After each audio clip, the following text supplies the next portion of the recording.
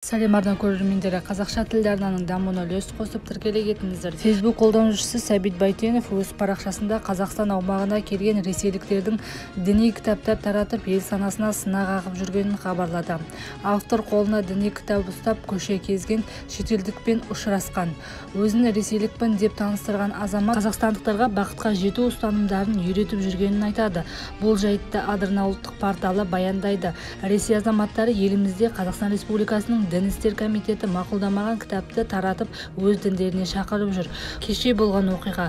102-ге хабарластым. Олар келмей тұрып, мен алаңсыз тұрған сәтімді пайдаланып, қолымдағы кітабын жұлып алып қашып кетті. Полицейлер келіп арызымды алып қалды. Осы істі дін істерімен айналысатын бөлімге тапсырдық деді. Толық видеонұсқаны полицейлерге жібердім. Нәтижесін күтеміз. Таратуға көмектесіңіздер. Бұл оқиға тиісті органдардың назарына ілігіп, кінәлі адамды ұстап алар деп жазды Сәбит Байтенов. Автор видеода діни насихатқа құлаш ұрған азаматқа ескерту жасап, барлық іс-әрекеттердің заңдық негізде болуын талап етеді. Қазақстанда ресми заңдық тұрғыда тіркелу тиіс екендігін ұғындырады. Видео тиісті мекемелерге жолданды. Қазір құзырлы органдар бұл мәселемен арнайы түрде айналысып жатыр.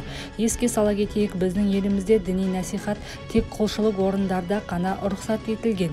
Өзге елдің азаматтары біздің елімізде миссионерлікпен айналысқысы келсе, міндетті түрде тіркеуден, тексерістен өтуі тиіс. Сонымен қатар миссионерлердің ұсынатын кітаптары Дін істер комитетінің сараптамасы негізінде мақұлдануы қажет.